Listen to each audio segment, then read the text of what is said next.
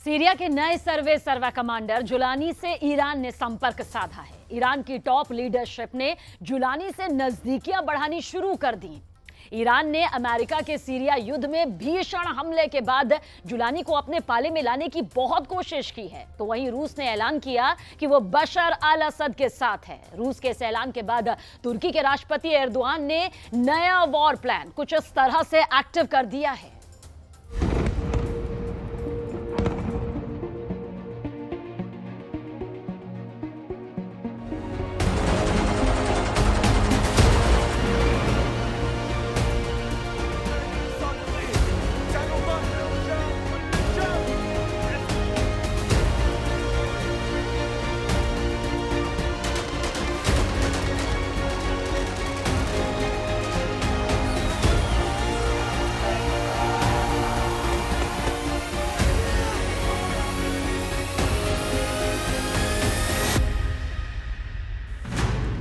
Syria में super power का B-52 स्ट्रैटोफोर्टिस और मैकडॉनल्ड डगलस F-15 ईगल से हमला शुरू। सीरिया में इजराइल ने F-35 जंगी जेट से 100 अड्डे पर की बमबारी। सीरिया में तुर्की ने ड्रोन स्ट्राइक के 200 टारगेट किए लॉक। सीरिया में एर्दोआन को सबक सिखाने के लिए रूस का ऐलान। सीरिया में शुरू हो गया महाशक्तियों का युद्ध।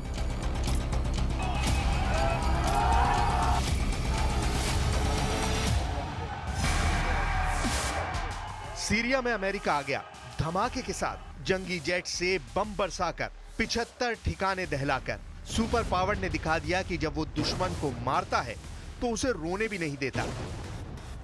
अमेरिका तब तक मारता है जब तक दुश्मन का दम न उखड़ जाए। सुपर पावर ने सीरिया महायुद्ध का ट्रेलर दिखाया है, वो भी पुतिन को। बशर अल असद को पनाह देने वाले पुतिन कुछ करते उससे पहले अमेरिका ने सीरिया में एंट्री ले ली है। अमेरिका ने पहले ही साफ कर दिया था कि वो सीरिया पर नजर बनाए हुए हैं। कब और कैसे चोट पहुंचानी है, किसे मारकर पुतिन को मैसेज देना है, अब ये साफ हो गया है। अमेरिका का अटैक कितना जोरदार है, पहले इसकी डिटेल देखिए, फिर सुपर पावर के ऑपरेशन जुलानी की पूरी पिक्चर दिखाएंगे। अमेरिकी एयरफोर्स ने B-52 स्ट्रैटोफोर्टिस बम वर्षक, F-15E स्ट्राइक ईगल्स और A-10 थंडरबोल्ट 2 से सीरिया के वॉर जोन में बारूदी तहलका मचाया है। अमेरिकी सेंट्रल कमांड ने ऐलान किया है कि विद्रोही लड़ाकों के 75 अड्डों पर 140 बम बरसाए गए हैं। पेंटागन के मुताबिक सभी हमले सटीक और अचूक थे। अमेरिका के दुश्मनों को भारी नुकसान पहुंचा है, जिसके साथ ही सुपर पावर का सीरिया में ऑपरेशन रिलॉन्च हो गया है। अमेरिका ने अपने ऑपरेशन इनहेरेंट रिजॉल्व की नई सीरीज में कुर्द नेतृत्व वाली सीरियन डेमोक्रेटिक फोर्सेस को भी साथ में जोड़ रखा है। कुर्द फाइटर्स की बशर से कट्टर दुश्मनी है। ये कुर्द फाइटर सीरिया में तख्ता पलट करने वाले कमांडर जुलानी और तुर्की के राष्ट्रपति एर्दोआन से भी युद्ध कर रहे हैं। वहीं सीरिया में अमेरिका के टारगेट पर ISIS के लड़ाके हैं।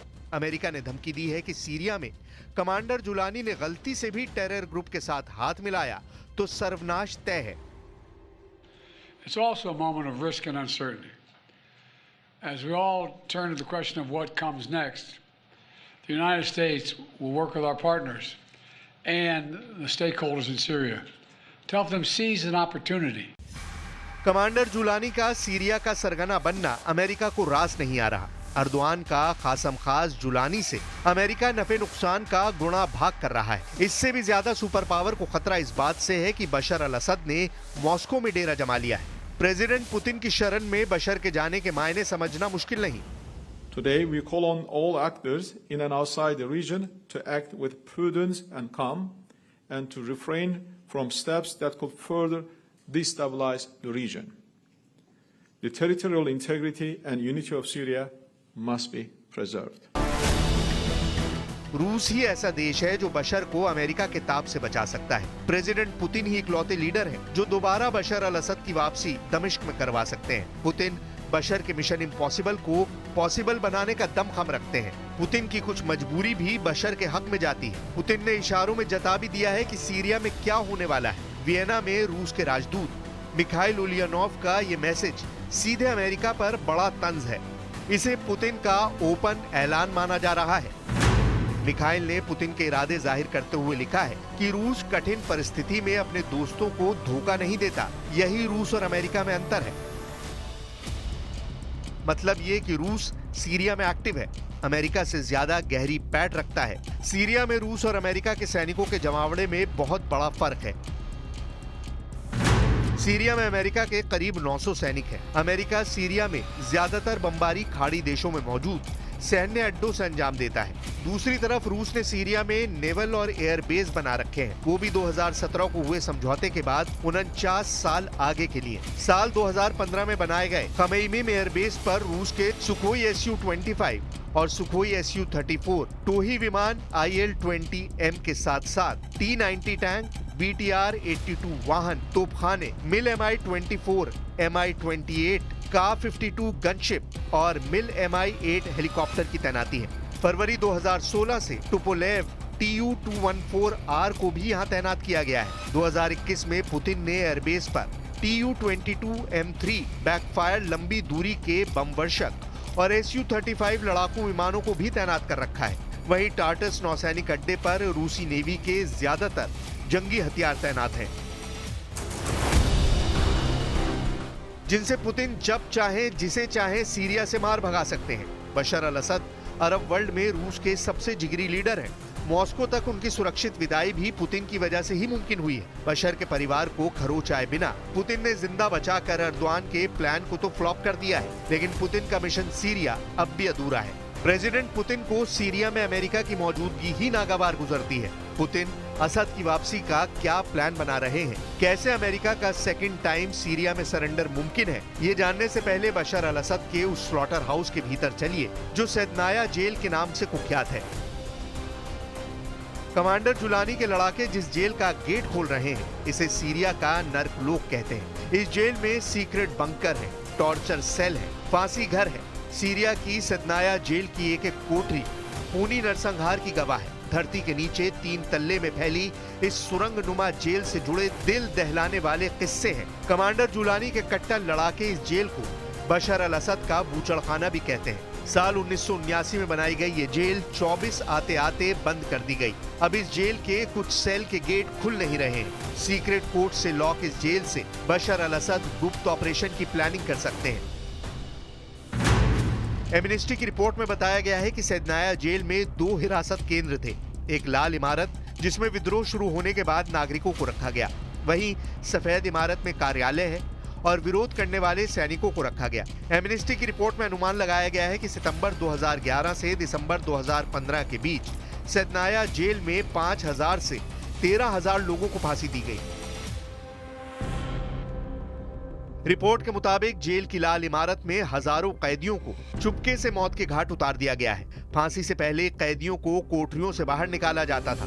इसके बाद उन्हें लाल इमारत के तहखाने में एक कोठरी में ले जाया जाता, जहां उन्हें 2 से 3 घंटे तक रखा जाता था। इस दौरान कैदियों को बुरी तरह पीटा जाता था। आधी रात को उनकी आंखों पर पट्टी बांधकर डिलीवरी ट्रकों से सफेद इमारत में ले जाकर फांसी दी जाती थी। एमनेस्टी रिपोर्ट बताती है कि ऐसा हफ्ते में 1 या 2 बार होता था। बंदियों की ग्रुप फांसी में हर बार 20 से 50 लोग होते थे। फांसी देने से कुछ मिनट पहले उन्हें मौत की सजा के बारे में बताया जाता था। उन्हें ये भी नहीं बताया जाता था कि फांसी कब होगी। गले में फंदा डाले जाने तक उन्हें ये तक नहीं पता होता था कि उनकी मौत किस तरह से होगी। फांसी दिए जाने के बाद एक ट्रक में भरकर उन्हें ले जाकर सामूहिक कब्रों में दफना दिया जाता था। बशर के जल्लादों के कारनामे कभी सामने नहीं आए। इसकी वजह जेल में हुआ कैदियों के साथ टॉर्चर है। तुर्की सैदनाया जेल जैसे क्रूर किस्सों का प्रचार कर बशर के खिलाफ माहौल बनाने में लगा हुआ है। वहीं मॉस्को में अफ्रीकी लड़ाकों को लेकर सीरिया युद्ध का पासा पलटने की प्लानिंग हो रही है। पिछले कुछ साल से रूस ने अफ्रीका महाद्वीप में अच्छा खासा दबदबा बना लिया है। रूस ने ही अफ्रीकी देशों को हथियारों से लैस भी किया है। रूस की वैगनर आर्मी का अफ्रीका में प्रभाव है। रूस के लिए सीरिया में डटे रहने की मजबूरी भी अब समझिए। रूस टार्टस नेवल बेस से माली, बुर्किना फासो, नाइजर और मध्य अफ्रीकी गणराज्य में अच्छा खासा प्रभाव रखता है। यह अफ्रीकी देश सीरिया से सबक लेकर रूस से किनारा करके तुर्की के पाले में जा सकते हैं। इसलिए एर्दोआन और अमेरिका के खिलाफ पुतिन अफ्रीका के खूंखार योद्धाओं को उतार सकते हैं। यानी युद्ध तय है, वो भी सीधे अमेरिका और रूस का टकराव होगा, जिसका खमियाजा कमांडर जुलानी, एर्दोआन और सीरिया तीनों को भुगतना होगा।